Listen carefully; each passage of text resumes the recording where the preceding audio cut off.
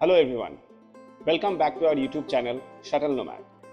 We are back again by the sacred banks of river Ganga, but this time it's not Varanasi. This time we are exploring something as soulful yet beautifully different, not so popular ghat in Kolkata. So come along with us as we uncover a new side of river Ganga. Let's begin the journey. এই vlogটা আমরা বাংলায় করছি।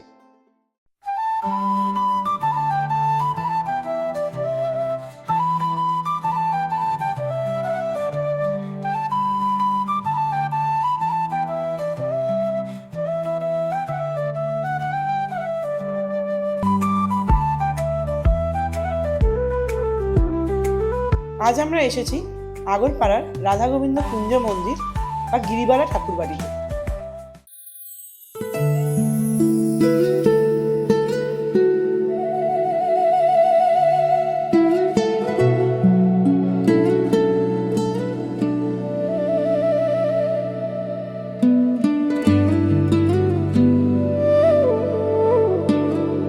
গিরিবালা দেবী ছিলেন দক্ষিণেশ্বরের ভবতারিণী মন্দিরের প্রতিষ্ঠাতা রানী রাসমণির প্রথমা কন্যা পদ্মামণি দেবীর নাতবউ। গিরিবালা দেবীর 3 পুত্র এবং তার স্বামী সবার অকাল মৃত্যুতে তিনি খুবই শোকাহত হন এবং পরবর্তীতে তিনি এই মন্দির প্রতিষ্ঠা করেন এবং মানুষের সাহায্যে মনোনিবেশ করেন।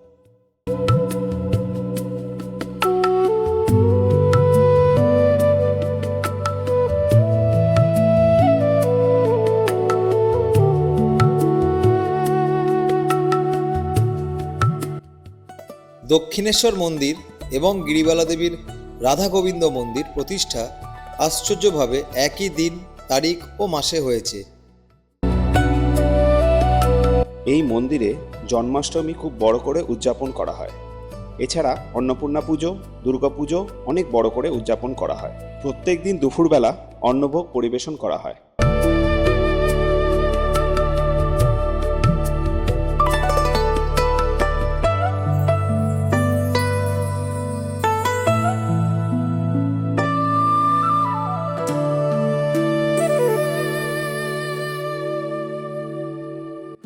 শুধু এটাই নয়, গিরিবালা দেবী এই মন্দিরটি তৈরি করেছিলেনও দক্ষিণেশ্বরের মন্দিরের আদলে।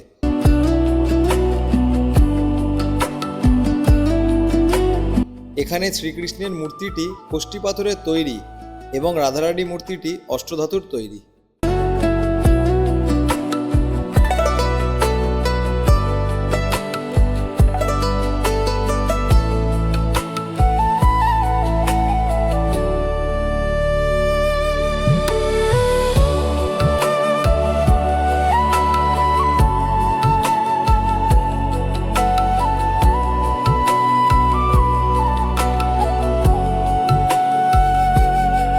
প্রত্যেক দিন সন্ধ্যার সময় গঙ্গা আরতি করা হয়। এই মন্দিরে আমাদের সাথে আলাপ হয় এই মন্দিরের সেবিকা লীলা দিদার সাথে। উনি আমাদের মন্দিরের ব্যাপারে জানতে অনেক সাহায্য করেছিলেন।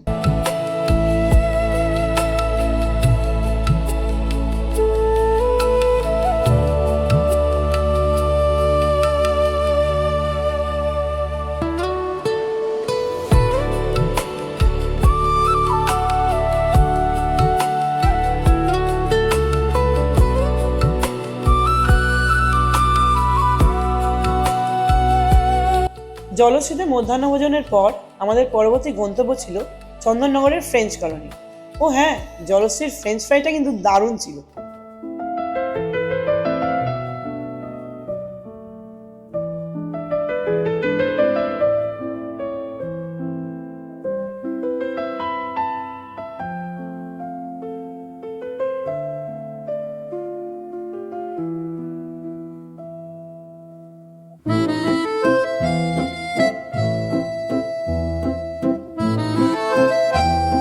চন্দননগর পশ্চিমবঙ্গের হুগলি জেলার এক ঐতিহাসিক শহর, যা ফরাসি উপনিবেশ হিসাবেই পরিচিত ছিল।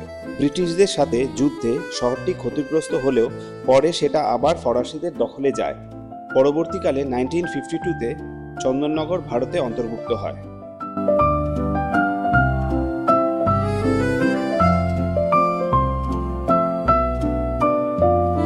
বলা হয় চন্দননগর এমন একটি জায়গা যা বাংলা ও ফরাসি ঐতিহ্যের সুন্দর মেলবন্ধন। শান্ত পরিবেশ, ঐতিহাসিক গুরুত্ব এবং গঙ্গার ধারের সৌন্দর্য সব মিলিয়ে একটি আদর্শ ঘুরে আসার জায়গা।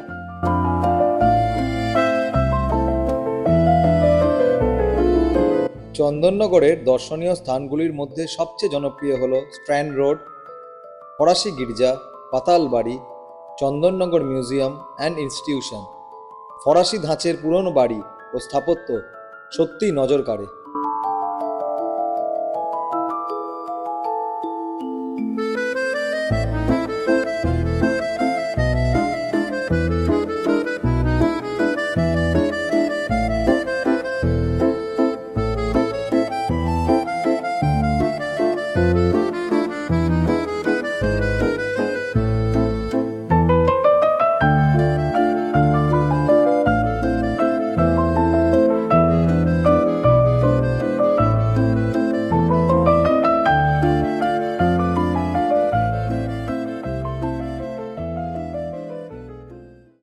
চন্দননগরের ফ্রেঞ্চ কলোনি দেখার পর আমরা চলে গেলাম চুঁচুড়ার ইমামবাড়া দেখতে। হুগলি ইমামবাড়া শুধু একটি ধর্মীয় স্থান নয়, এটি বাংলার সাংস্কৃতিক ঐতিহ্য।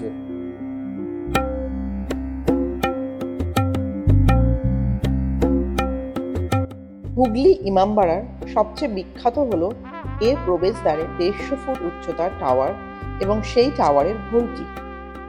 152টি সিঁড়ি ভেঙে ওই টাওয়ারের শীর্ষে ওঠা যায়। এই ঘড়িটির দম দেওয়ার চাবিটির ওজন 20 কেজি এবং দম দিতে 2 জন লোকের প্রয়োজন হয়। ভারতের অন্য কোথাও এরকম সুবিশাল ঘড়ি নেই। পৃথিবীর মধ্যে দ্বিতীয় ঘড়ি হচ্ছে লন্ডনের বিগ বেনে অবস্থিত।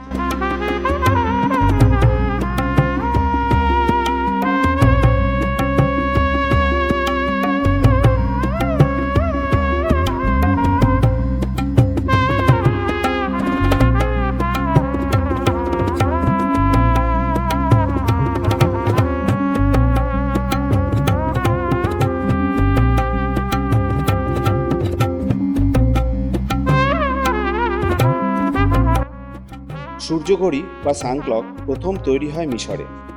ভারতের বিভিন্ন জায়গায় সানক্লক পাওয়া যায়। সূর্যের গতিপথ অনুযায়ী এই ঘড়িতে সময় নির্ধারণ করা হয়। আধুনিক ঘড়ি আসার আগে এই সূর্যঘড়ি অনুযায়ী সময় নির্ধারণ করা হতো।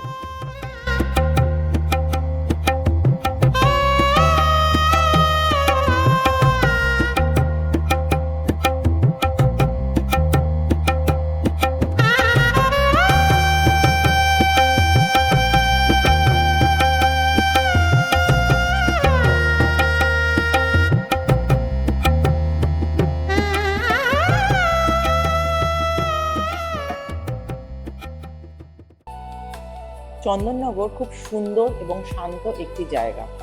পুরনো বাড়ি, ফ্রেঞ্চ কলোনি আর গঙ্গার ধারের পরিবেশ জায়গাটাকে অসাধারণ করে তোলে।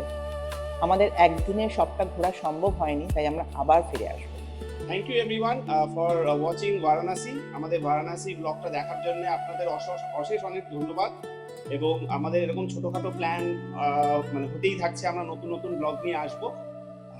এছাড়াও আমাদের আরও অনেক কিউতে লং ট্রিপস আছে, যেটা আপনাদের সঙ্গে শেয়ার করব খুব শীঘ্রই। So like, share and subscribe. And do support us.